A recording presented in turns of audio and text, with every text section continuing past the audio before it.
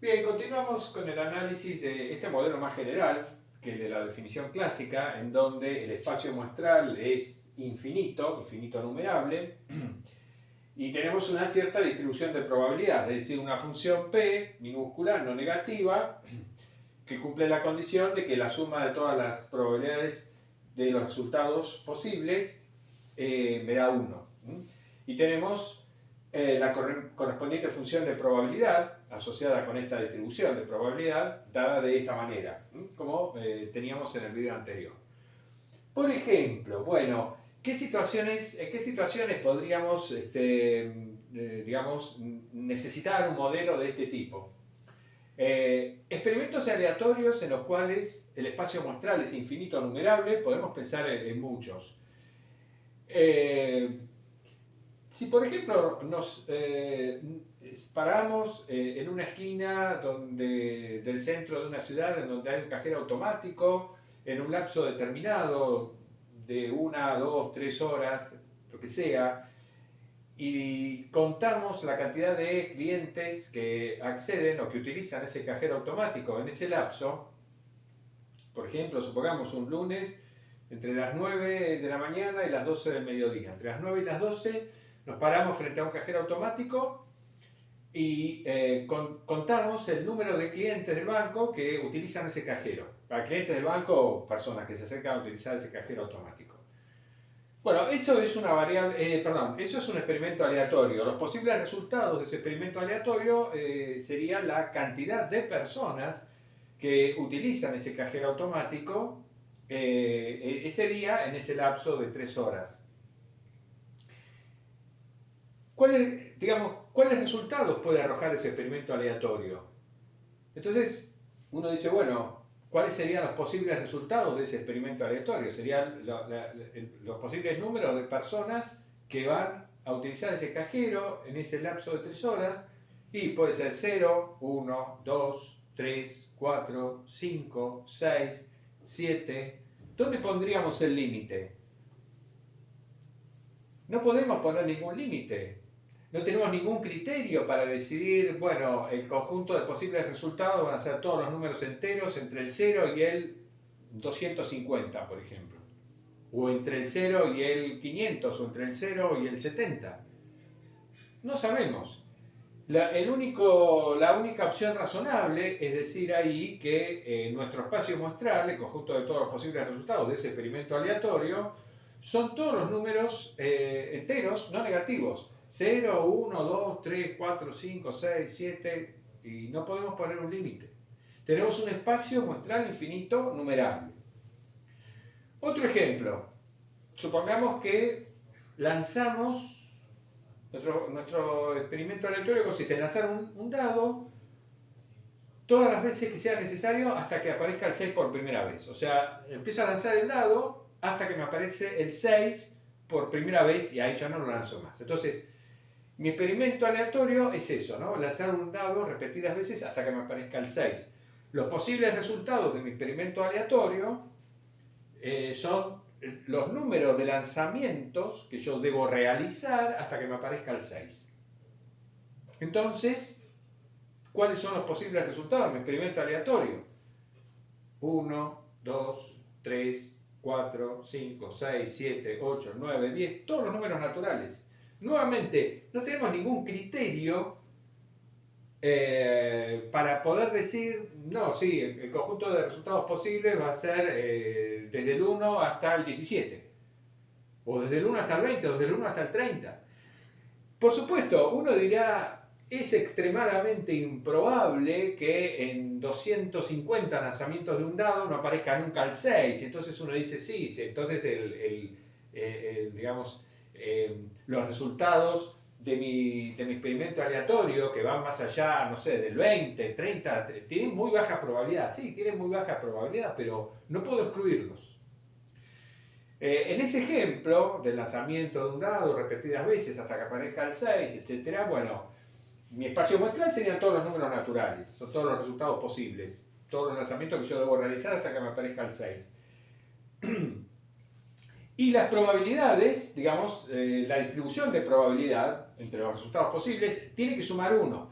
Ciertamente que uno dice, bueno, la mayor distribución de probabilidad, o las probabilidades, digamos, más importantes van a estar entre los primeros 6, 7, digamos, entre los números, entre el 5 y el 20, supongamos, ahí se tiene que distribuir la mayor parte de probabilidad.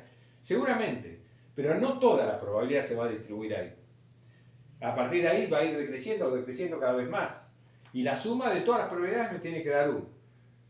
Bien, son ejemplos de los cuales el modelo que uno tiene que utilizar es el de un espacio muestral infinito numerable. Bueno, con esta definición ya vimos en el video anterior, observamos que se cumplen las propiedades A, B y C, las mismas que se cumplen para el caso de la definición clásica. En particular, la propiedad C, recordemos, la propiedad C decía esto: la probabilidad de la unión de dos eventos mutuamente excluyentes es la suma de las probabilidades. Bueno, es muy fácil ver, por inducción en N, que esta propiedad se puede generalizar para un número finito, digamos, de eventos excluyentes. Es decir, si yo tengo eventos A1, A2, A sub n mutuamente excluyentes, lo cual significa que si tomo dos de estos diferentes, la intersección entre ellos me da conjunto vacío. O sea que no hay posibilidad de que ocurran simultáneamente dos de estos eventos. Bien, si yo tengo un conjunto, un número finito de eventos mutuamente excluyentes, la probabilidad de la unión de todos ellos es igual a la suma de las probabilidades. Esta es la propiedad de la aditividad finita. Esta propiedad, como acabo de decir, se puede deducir tranquilamente de esta propiedad y por inducción en N. Es decir, sabemos que para n igual a 2 es válida esta propiedad. Asumiendo que la hipótesis es válida para n, es muy fácil probar el paso inductivo, que entonces necesariamente vale para n más 1. Por lo tanto, si yo tengo tres eventos mutuamente excluyentes, la probabilidad de que ocurra alguno de ellos es la suma de las probabilidades. Si tengo cuatro eventos mutuamente excluyentes, la probabilidad de que ocurra alguno de ellos es la suma de las probabilidades. Pero ocurre algo que debemos considerar. En una situación en la cual tenemos un espacio muestral infinito, puede ser que se presente la necesidad de considerar no solamente un número finito de eventos mutuamente excluyentes, sino un número infinito de eventos mutuamente excluyentes. Y nos preguntamos ahí qué ocurre. Nos preguntamos si esta propiedad de aditividad finita puede extenderse para un número infinito de eventos mutuamente excluyentes.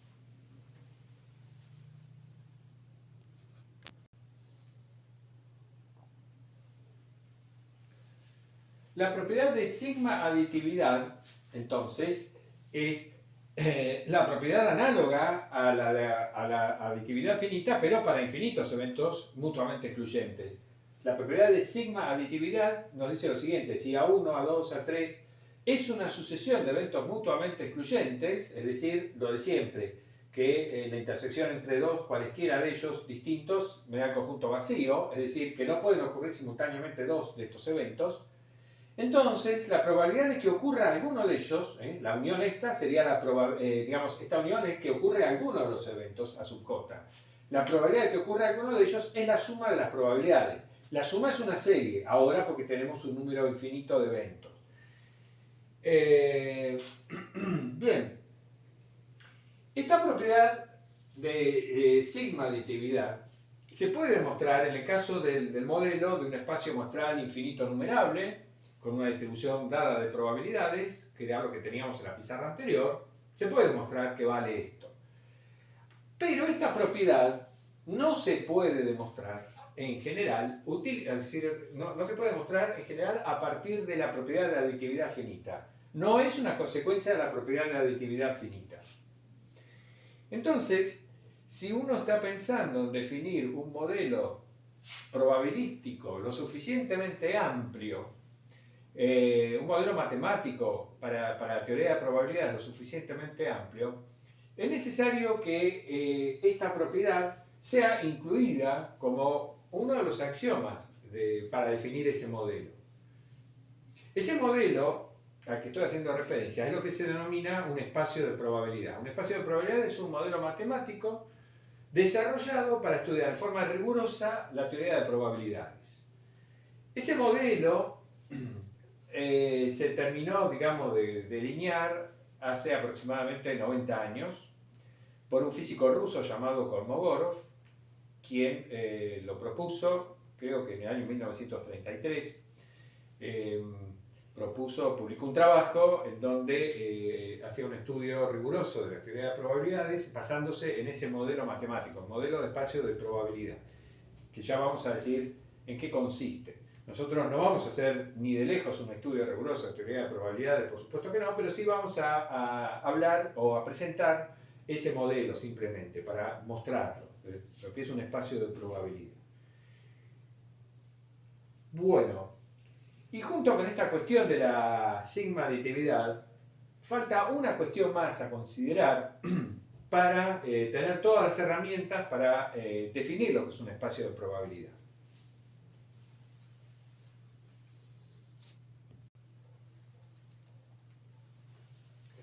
Analicemos la siguiente situación. Comencemos a analizar la siguiente situación. Ya en el próximo video vamos a continuar. Consideramos el experimento aleatorio que consiste en elegir al azar un número real en el intervalo 0,1. Imaginemos entonces que tenemos algún mecanismo, ¿no? Supongamos que tuviéramos un mecanismo que nos permitiera elegir al azar un número real cualquiera en el intervalo entre 0 y 1. Me puede salir cualquier número. 0,75, 1 sobre raíz de 2, un medio, un cuarto, etc. Lo que ustedes quieran. Yo puedo elegir, tengo un mecanismo que a mí me permite de alguna manera elegir al azar un número entre el 0 y el 1, un número real. ¿No? Disparo algo al intervalo, en fin, lo pincho, como sea. Ese es nuestro experimento aleatorio. ¿Cuál sería el espacio muestral asociado con ese experimento aleatorio? Bueno, el espacio muestral, por supuesto, sería entonces el intervalo 0,1.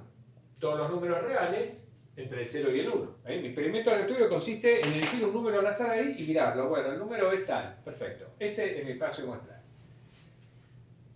¿Cuál sería la probabilidad de elegir un número que estuviera comprendido entre A y B? Acá estamos asumiendo que el intervalo cerrado a B está contenido en 0,1. A mayor o igual a 0, menor estricto que B, B menor o igual a 1.